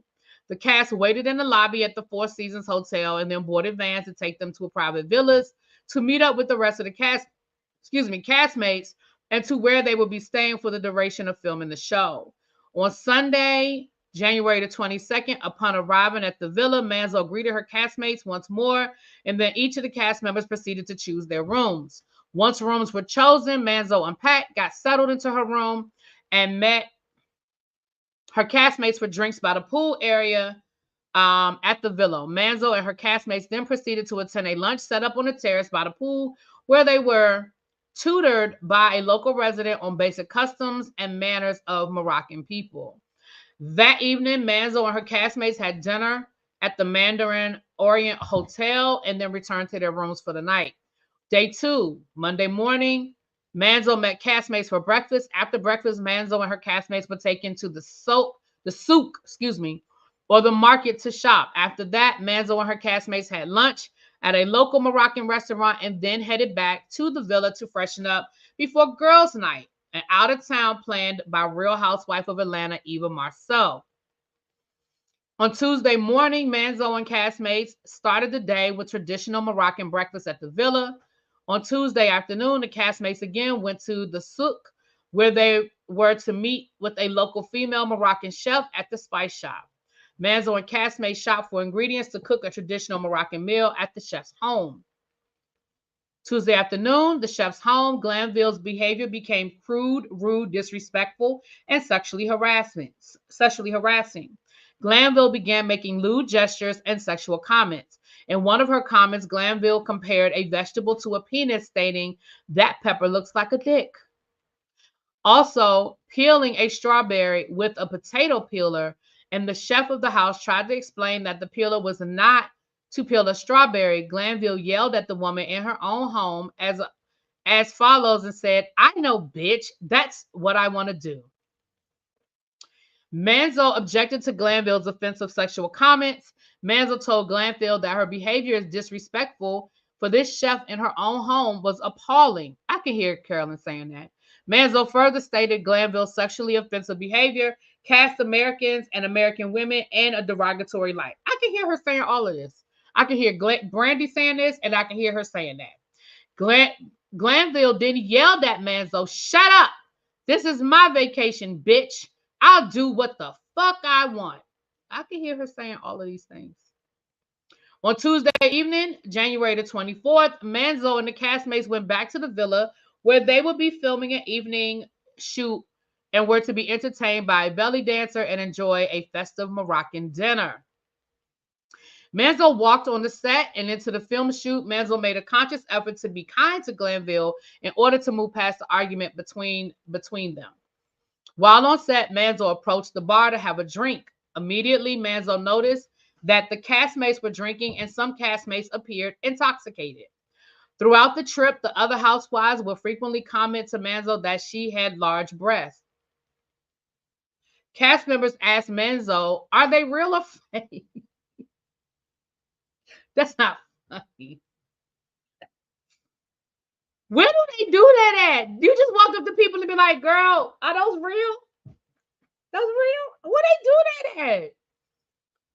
Later that evening, Manzo and her castmates retreated to a couch near the bar to watch a snake handler. Clearly intoxicated, Glanville walked over to Manzo, spread Manzo's legs, and leaned into Manzo and then laid her head on Manzo's inner thigh. Manzo pulled away and moved to the end of the couch. Manzo is 5 foot tall in height compared to Glanville, who's close to 6 feet. Exerting her dominance over Manzo, Glanville followed Manzo and sat right next to her on the couch and proceeded to kiss her with a closed mouth. Glanville then kissed Manzo again. Manzo was very uncomfortable. Glanville then proceeded to mount Manzo on the couch, holding her down with her body, forcibly squeezed Manzo's cheeks together, and thrust her tongue in her mouth while humping her.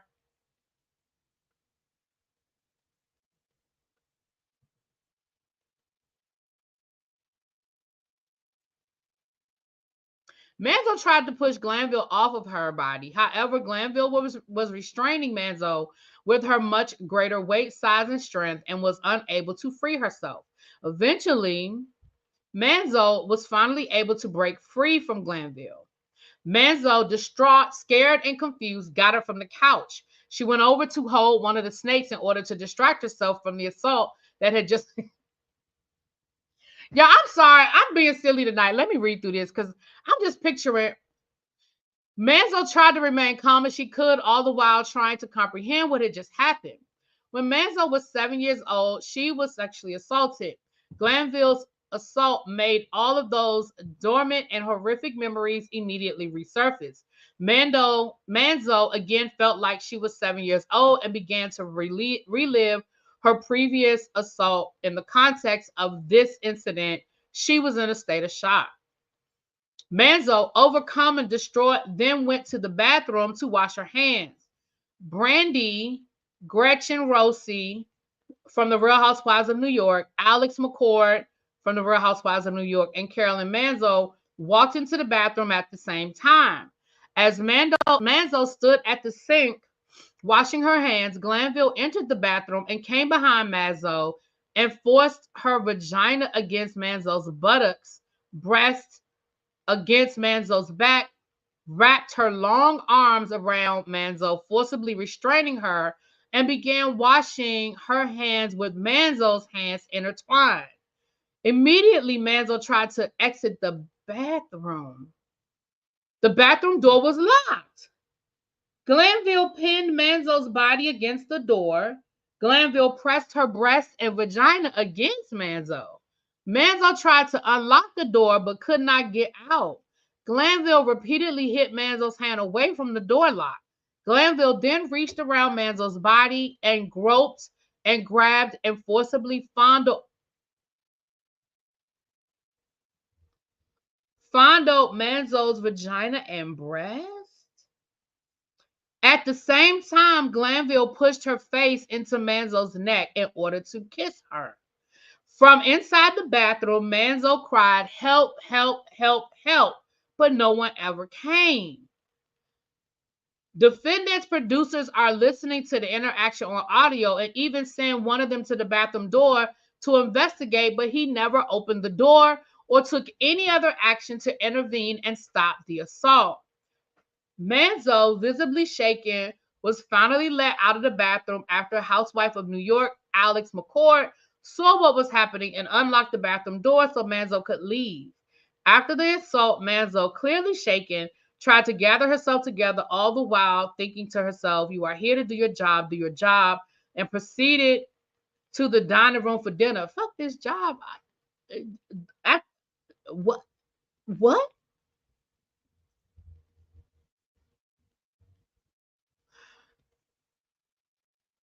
At the dinner table, as Manzo was trying to regain her composure, defendant's employee, Glanville, screamed across the table to a crew member producer named Laser, a married man, "I want to F you." Yeah, this is crazy as fuck. Manzo proceeded to get up from the table to use the bathroom once again. Glanville tried to go to the bathroom twice that night with Manzo. Glanville said, "I'm going with you. You've had too much to drink." Manzo stated she was not intoxicated and that she was fine. Glanville started massaging Manzo's breast. When did she get close enough to you to touch your breast again? She started massaging Manzo's breast, and Manzo objected, telling Glanville, "I think it's time for you to leave." Manzo stated, "I got abused." At one point, Eva, another cast member, said Brandy is over accosting her. She wants to stop, referring to Manzo. She wants it to stop. Defendants continued filming plaintiff throughout, even though she was in distress from the assault.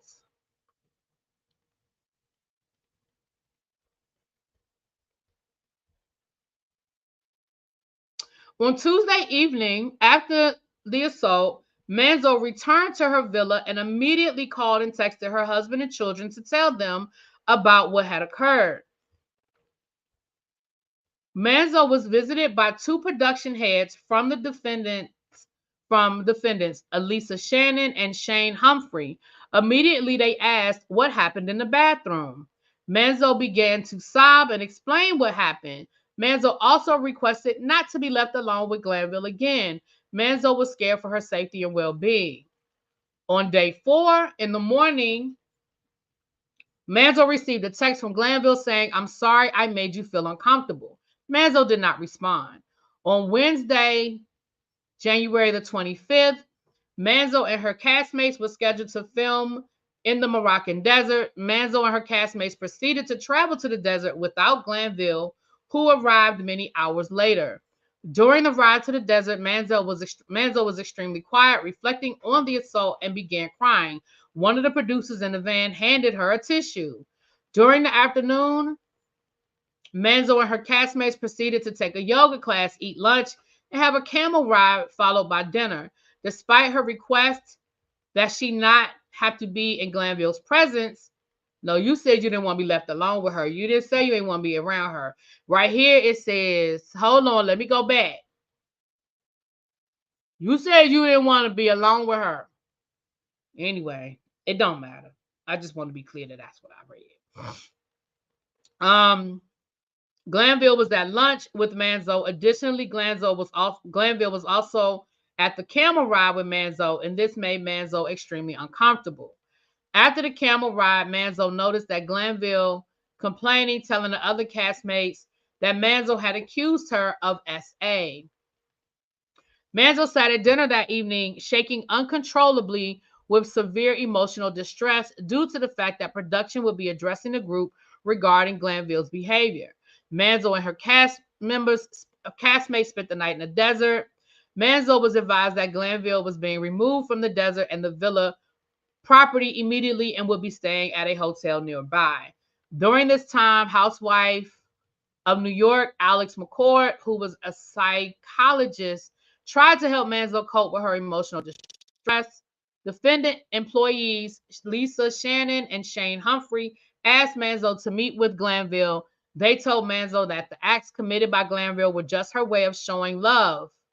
Despite that fact, Manzo was so emotionally distraught, and despite that fact, Manzo asked not to be around Glanville. The defendant still wanted Manzo to meet with Glanville. Defendants were more focused on the continuation of the show rather than the health and well-being of Manzo. Day 5. Manzo returned to the villa and was called by investigators from NBC. Manzo was expected to attend a day spa at the villa with the others, but was so distraught she did not take any part in the activities that day. She then Manzo was then reminded by defendants that filming the itinerary that she was scheduled to cook a meal for her castmates. Manzo began prepping for the meal. She felt overwhelmed and wanted to address the situation regarding Glanville so they could all move forward. Housewives of Atlanta, Phaedra Parks and Eva Marceau began interrogating Manzo, which made her feel very uncomfortable. Manzo was unable to cook due to her emotional distress, which was compounded by Phaedra and Eva's hostility. Ooh. Manzo went back to her room. She received text messages from some of the housewives that they were going to visit Glanville at her hotel a half an hour away. It is believed that defendants were filming the other housewives going to visit Glanville. Manzo was disgusted at how Glanville's sexual assault and its aftermath was being used for entertainment purposes. Additionally, and unbelievably, that night, defendants allowed Glanville to spend time with the other housewives, thereby placing them at risk of being harassed or assaulted by Glanville. Defendants had a complete lack of care for the rights and safety of others. Moreover, defendants continued to film Manzo and record her experience in order to profit from the entertainment of her assault. Oh, gosh. Additionally, defendants producers Lisa Shannon and Shanae Humphrey tried to convince Manzo to meet up with Glanville even after she was so visibly distraught. Manzo could not bear the torture perpetuated by defendants and Glanville anymore, and on Friday, January the 28th, she flew home. Defendants did not stop filming Manzo even all the way to the airport to the very last opportunity. Defendants filmed Manzo in the hopes of gathering more drama to increase their ratings, and which was in retaliation for plaintiffs' complaints. In addition to the acts stated above, Glanville committed the following further acts of harassment and abuse against Manzo: groping her breasts, placing herself directly against her genitals, forcibly, everything they described the child.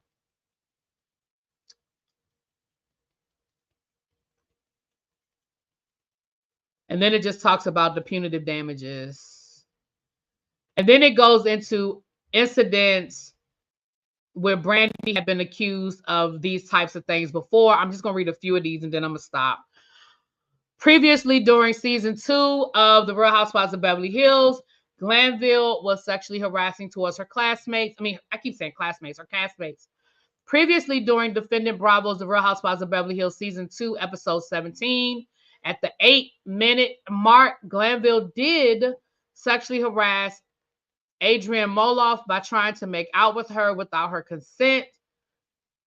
She told her husband, I tried to make out with your wife, but I don't think she wanted to. Maloff's husband told Glanville, I wouldn't want you kissing my wife. And there's a screenshot, I guess, from that scene. Also, during season 2, episode 17, at the 29-minute mark, Glanville did harass housewife Lisa Vanderpump's husband by hugging and pawing at him, with Lisa Vanderpump telling Glanville, get off my husband. Child, I wonder what intern they had watch all of the seasons of the Housewives of Atlanta. I mean, the Housewives of Beverly Hills, just so they could write this down, child. Previously, during season 4, episode 6, at the 29:53-minute mark, Glanville did racially discriminate against Housewives Beverly Joyce Gerald, telling her, you're a black person, as if this were some sort of reason why she did not or could not swim. Child, we remember that. And about her getting her hair wet. We remember that. Beverly Hills season 4, episode 9, at the 31-minute mark, Glanville did racially discriminate against Joyce Gerald, saying to a bartender, fill this up before I order a Puerto Rican. I don't know about that one, but maybe I have to see it in context. Season 4, episode 7, at the 14-minute mark, Glanville did harass unwilling housewife Carlton Elizabeth, saying, I'm going to molest you, while trying to pull Carlton into bed with her. Carlton pulled herself away from Glanville and said, get off, go to bed. Season 5, episode 7, at the 34-minute mark, she harassed Lisa Vanderpump, saying, do you want me to eat your ussy? While at the gathering with Lisa Vanderpump rejected her offer. Season 5, episode 8, at the 40-minute mark, Glanville did sexually harass Yolanda Hadid's husband, David, saying, why do you look like you're finger banging, as Yolanda's husbands played guitar for the castmates at a house party?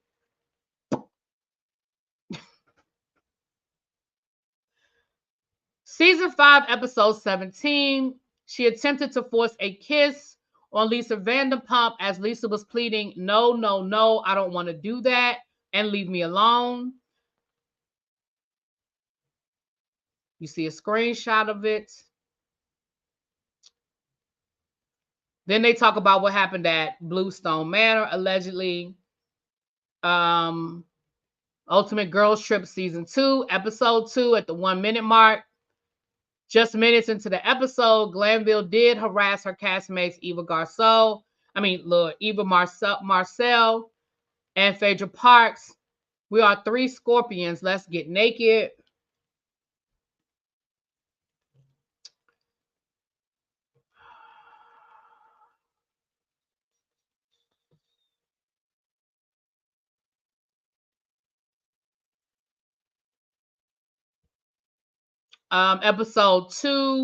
Season 2 of Ultimate Girls Trip, episode 4. Glanville did say, I'm bisexual, as she hugs Eva Marceau, making her castmate extremely uncomfortable. Ultimate Girls Trip, season 2, episode 4. Marco Vega was unwillingly, mentally, physically, and sexually assaulted by Glanville. She ripped off his shirt, leaving him shirtless and humiliated in front of the other castmates, telling him, earn your money, Marco, do something.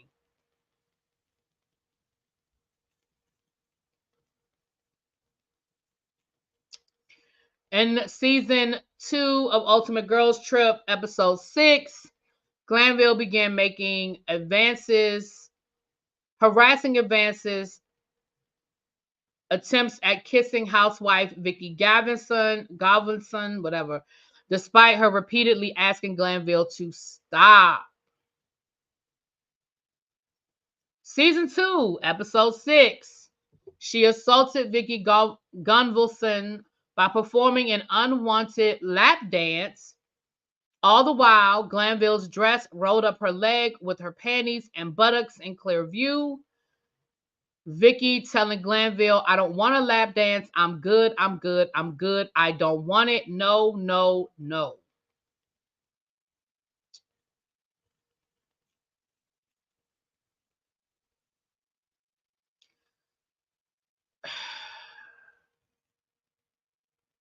Okay. Okay. All right. That's pretty much the gist of it, you guys.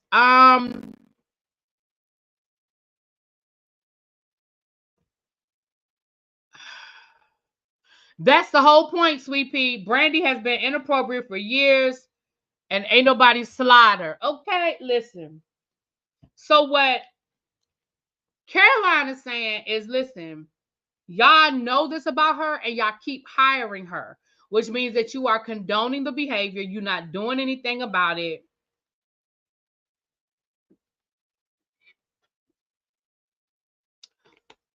I don't understand why Brandy is not named defendant. She should be added to the complaint. Well, because what Caroline's argument is that Bravo continued to hire her knowing that she was this person.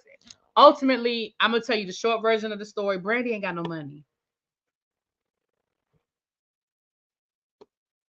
It's a civil lawsuit. We know that the only remedy in a civil lawsuit is money. Brandy ain't got none.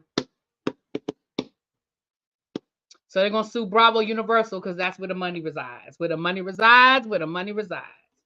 Give me shelter. And that's what I don't understand. I'm not doing this with you, Jonathan.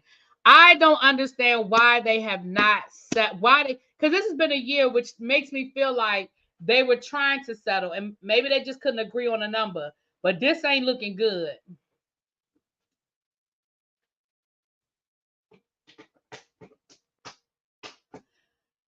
I mean, to be honest with you, what was described in the bathroom is bad. And if they had a camera in that bathroom and they got all of that on tape, but that's bad.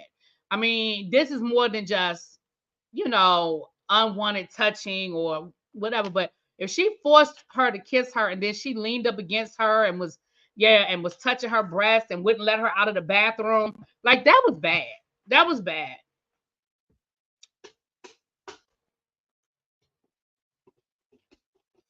Well, you said I thought she could only sue based off of what happened to her. She is. But she's given examples of Brandy's behavior because, again, remember, she's suing Bravo for providing an unsafe working environment.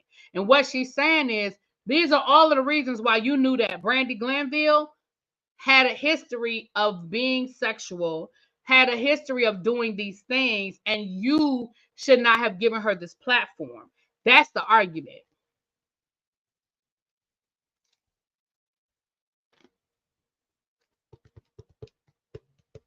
She's not saying, so this isn't a class action suit, Jonathan. She's suing Bravo. That's like you suing your employer saying that your employer subjected you to a racist environment. And in your complaint, you list all of the other times that this particular employee was racist to other people. They don't have to sue, but you're saying,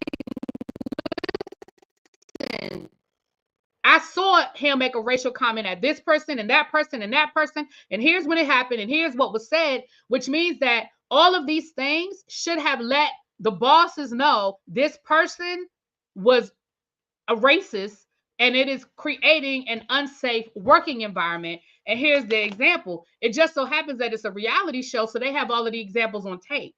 So she's saying on this season, this episode, at this minute mark, this was done.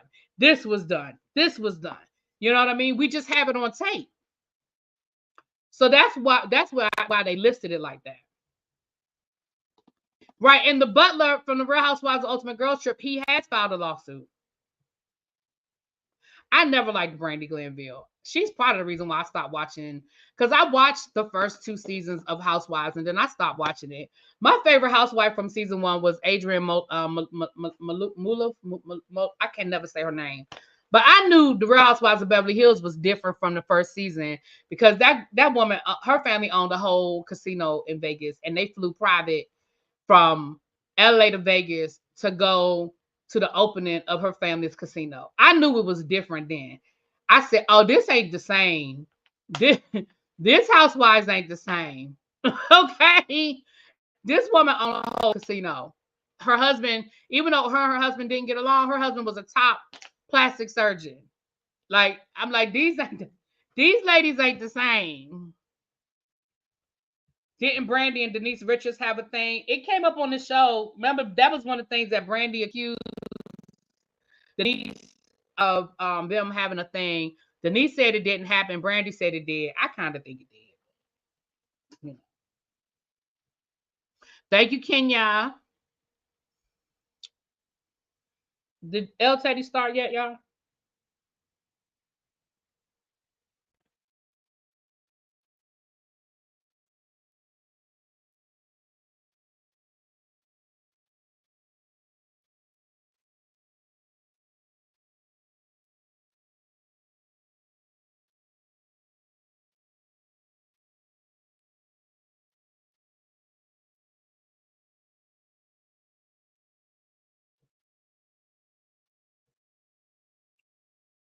All right.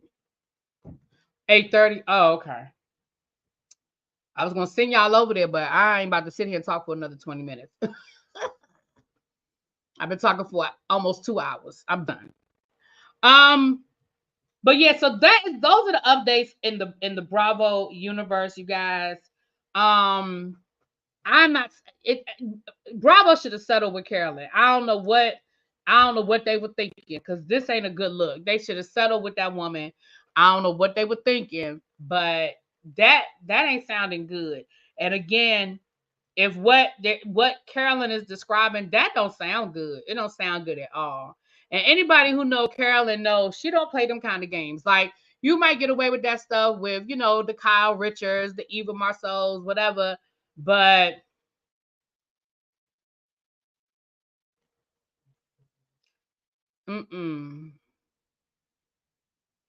okay, Kenya, really be, don't forget to give Tracy my other super chat. What other super chat? I'm sorry, baby. I didn't see. You know what? I wasn't on the screen. Hold on. Okay, give it to Tracy. Thank you, Tracy. Okay. I got you, Tracy. I got you, boo. I got you. So that's for Tracy. My bad. I didn't see it. Thank you for telling me, because I didn't see it. I wasn't on screen a lot of the time I was reading, so I didn't see the other super chat. My bad. My bad. My bad. But I will. Thank you. I will send it right on over to Tracy. Appreciate you. Appreciate you.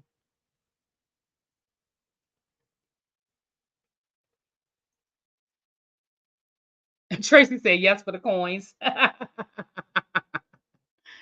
I feeling better? I don't know. I honestly don't know the answer to that question, because like, I don't have the headache anymore. Like, I do feel better like that, but I'm just tired. I'm just tired. So, and I think I might have figured out what's going on, but I'm gonna have to wait. I'm gonna wait and see. And I know I'm not pregnant. But yeah.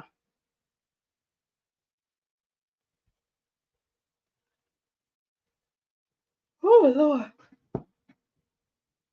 I can't do YouTube, so I'm here to support Really Be. Well, I appreciate you, my love. Y'all know what I'm gonna have to do? I'm about to turn on the air conditioning. Y'all know it got to 80 degrees today. I think 80 something degrees today. It is hot in my house. You see, I done turned the ceiling fan on, but it ain't working. I am hot. Like, I'm sweating. I am hot. I'm about to turn the air conditioner on for a few minutes. The thermostat say it's like 78 degrees in my house. And I can't open the windows because it's hot outside. Like, I had the door open earlier today, but it's hot outside. Like, it's humid hot. It's not like, it's like that humidity. It's humid hot. Child. Yes. Is Busy still in the bushes? He probably gone. I stopped talking about Monica. He probably gone. You thought that's why I got off live last night? It's in the 70s in Georgia. Yes, it was in the 80s.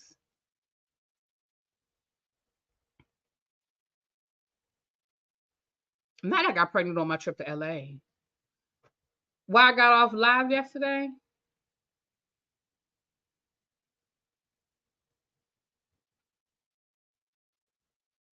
What the? No. It's hot there too, little baby. Now my AC is always on. Oh Lord. Why are you sitting in the heat? Because I just haven't gotten up yet. When I get up, I'm about to turn it. I tried to turn on the ceiling fan, but that ain't helping. So I'm about to turn as soon as I get off here. I'm about to literally get off here now. It's 45 degrees in New York, child. It was 80 when after I woke up from my nap, I went out to go get me something to eat because I didn't feel like cooking. And when I got in my car, my thermostat was like 80. It was like 81 degrees. Turn the heat down. The heat is down, but it's hot. Like it's hot in my house. My heat stay on 70. It's already down. Oh, but I know. Oh, you mean like turn it down to like 65 or something? For right now, I need to knock off the heat, and then I'll probably turn it down. I just need to knock off the heat, though. I just need to knock that heat out. Right. Well, remember last Friday it was a whole snowstorm with 3 inches of snow on the ground, like crazy. You know what, Jonathan? You know what? That's why your girl Nene ain't never coming back to Bravo. Now what? Since you want to talk about people being old. Sir, you're older than me. Mm-hmm. Mm-hmm.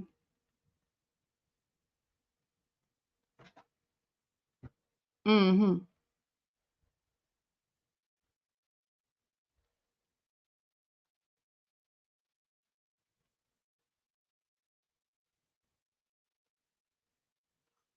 Tiana Taylor said cut off the utilities. Child, I hate to see it. I really hate to see that their situation is continuing to dissolve. I hate it.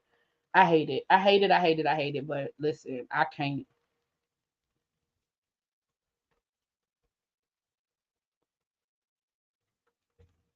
See, this that shit I've been talking about. I'm gonna have to go check it out. All right, y'all. Let me get out of here. I'm talking real crazy to your husband and damn. And damn.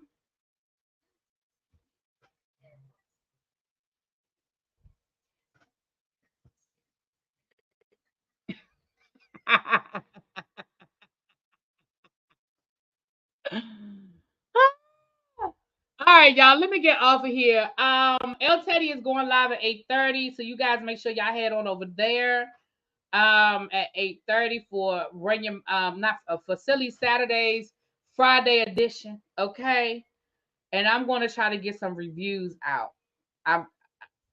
That's what I'm gonna try to get done. Okay.